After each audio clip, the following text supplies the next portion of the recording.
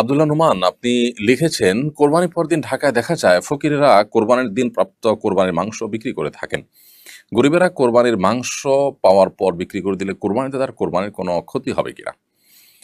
ভাই আব্দুল্লাহ নোমান, আপনার প্রশ্ন উত্তরে আমরা বলতে চাই যে কোরবানির পশুর গোশত এটি গরিব এবং অভাবী মানুষরা পাওয়ার পর এটা একান্তই তাদের অধিকার, এবং তারা তাদের গোশত নিজেরা খাবেন নাকি বিক্রি করে দিবেন না অন্য কাউকে দান করবেন সেটা একান্ত তাদের ব্যাপার।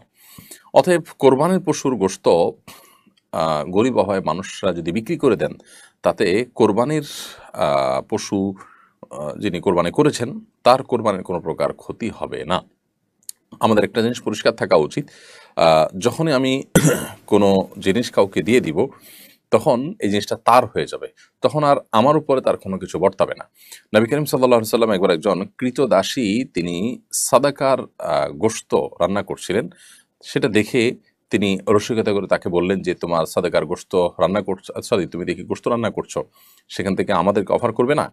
তখন তিনি খুব স্বাভাবিকভাবে নবী সাল্লাল্লাহু আলাইহি সাল্লামকে অফার করছিলেন, কিন্তু বলছেন ইয়া রাসূলুল্লাহ আপনি তো সাদাকা বা যাকাতের জিনিস খান না, আপনার বংশের লোকদের জন্য এটিতে হারাম করেছেন আল্লাহ তাআলা, তো এটিতেও সেরকম গোশত। তখন নবী সাল্লাল্লাহু আলাইহি সাল্লাম বলেছেন লাকি সাদাকাতুন ওয়া লানা হাদিয়াতুন, তোমার জন্য এটি সাদাকা হতে পারে, তোমার জন্য এটি আহ, জাকাত হতে পারে, কিন্তু আমার জন্য সেটি হাদিয়া। কারণ আহ, তুমি যখন পেয়ে গেছো, এরপরে তুমি পেয়ে যখন কাউকে দিচ্ছ তখন সেটি কিন্তু আর সাদাকার আওতায় থাকছে না, বরং সেটি কিন্তু সম্পূর্ণ ভিন্ন একটা সাধারণ গোষ্ঠীর পরিণত। তোমার জন্য তুমি সাদকা হিসাবে গ্রহণ করেছো, বাট গ্রহণ করার পর তুমি এখন মালিক, তুমি যা খুশি তা করতে পারো। তো এই হাদিসের আলোকে আমরা বুঝতে পারলাম যে মূলত নবী করিম সাল্লাল্লাহু আলাইহি সাল্লামের নির্দেশনা ছিল এরকম যে সাদাকা হোক বা যে কোনো জিনিস হোক, প্রাপক পেয়ে যাওয়ার পর সেটা কি করবেন না করবেন সেটা একান্ত তার এখতিয়ারাধীন বিষয় হয়ে যায়।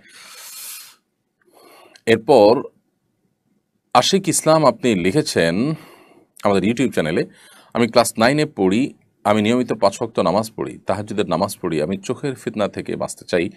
আমি একটি প্রাইভেট পড়ি, সেখানে অনেক মেয়ে, মেয়েদের সামনের সিটে বসায় আর ছেলেদের বসায় পেছনের সিটে, এতে নিয়মিত চোখের ফিতনায় পড়ছে, আমার করণীয় কি?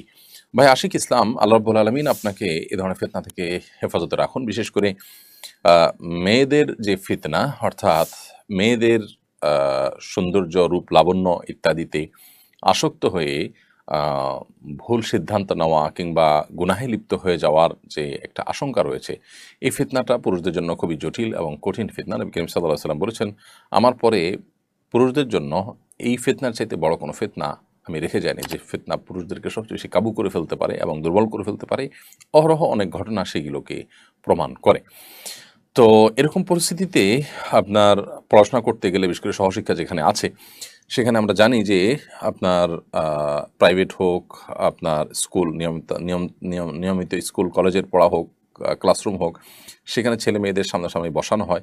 এর ফলশ্রুতিতে যে ফিতনায় পতিত হওয়ার আশঙ্কা থাকে, চোখের গুনাহ এর যে আশঙ্কা থাকে, সেই পরিস্থিতি থেকে বাঁচার জন্য প্রথমত এই ধরনের প্রতিষ্ঠান অ্যাভয়েড করা দরকার, বিকল্প প্রতিষ্ঠান দেখা দরকার যেখানে আসলে চোখের জেনা থেকে বাঁচা যাবে। সেরকম প্রতিষ্ঠান পাওয়া কঠিন এবং দিন দিন সেটি আমাদের জন্য সংকীর্ণ হয়ে আসছে আমরা জানি।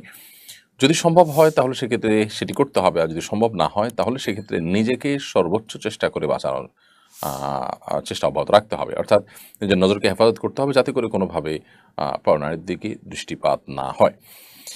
এবং যদি নিয়মিত চোখের জেনা হতে থাকে, নিজে গুনাহগার হতে থাকেন, তাহলে এই শিক্ষা অর্জন করা কোনো মুসলমানের জন্য জায়েজ নয়, যে শিক্ষা তাকে প্রতিদিন গুনাহে লিপ্ত করায় এবং তাকে এই ফিতনা পতিত করায়। এজন্য এ ধরনের পরিস্থিতিতে আমাদেরকে কখনো কখনো হার্ড ডিসিশন নিতে হতে পারে, কারণ দিন শেষে আমার তাকওয়া, আমার ঈমান, আমার দিনদারিতা, আমার আল্লাহ ভীরুতা, আমার গুনাহ থেকে মুক্ত থাকার বিষয়গুলো, এগুলো আমার অ্যাসেট এবং সম্পদ হিসেবে থাকবে একমাত্র। সেগুলো যদি নষ্ট হয়ে যায় তাহলে ইমানদারের কাছে এই পড়াশোনা বা এই কাজকর্ম, এগুলোর, এই ক্যারিয়ারের কোনো মূল্য থাকতে পারে না। যে আখিরাতের প্রতি বিশ্বাস করে না, অনন্ত অসীমকালের জীবনের জান্নাত কিংবা জাহান্নামে বিশ্বাস যার নাই, তার কথা ভিন্ন। যেটা বিশ্বাস করে সে নিজেকে অনন্ত অসীমকালের ক্ষতির মুখোমুখি করে খুব সীমিত সময়ের, সীমিত কিছু বছরের সুখ শান্তি, তাও সেটা সম্ভাবনা আছে নাও হতে পারে, এরকম একটা বিষয়ের বিনিময়ে সে নিজের অনন্তকালের দুঃখকে কখনো নিজের করে নিতে পারে না। সেজন্য এ ধরনের পরিস্থিতিতে আমাদের সর্বোচ্চ তাকওয়ার পরিচয় দিতে হবে। আল্লাহ তাআলা আমাদেরকে তৌফিক দান করুন। জিয়াদ লিখেছেন, হজ থেকে ফেরার পর 40 দিন নাকি দোয়া কবুল হয়, এটা কি সত্য? হজ থেকে ফেরার পর হাজী সাহেবদের 40 দিন পর্যন্ত দোয়া কবুল হয় মর্মে একটি কথা আমাদের সমাজে প্রচলিত আছে। এই বিষয়ে আমরা এর আগেও বারবার বিভিন্ন জায়গায় প্রশ্ন উত্তর দিয়েছি।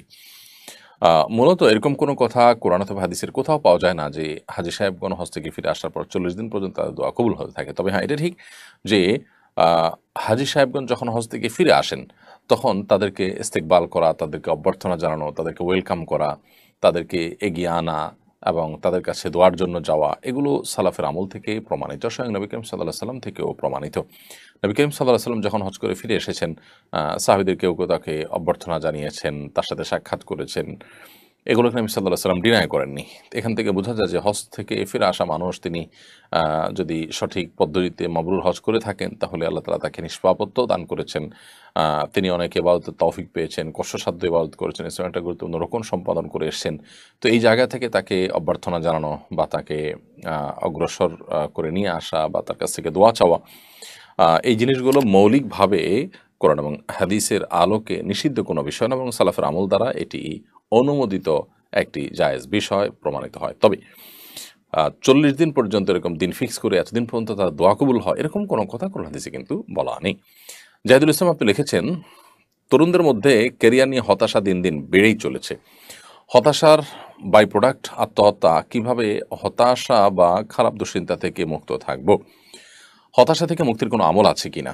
ভাই জাহিদুল ইসলাম, হতাশা বেড়ে চলেছে, অথচ আমাদের সুখের উপকরণগুলোও দিন দিন আমাদের হাতের নাগালে আসছে এবং বৃদ্ধি পাচ্ছে।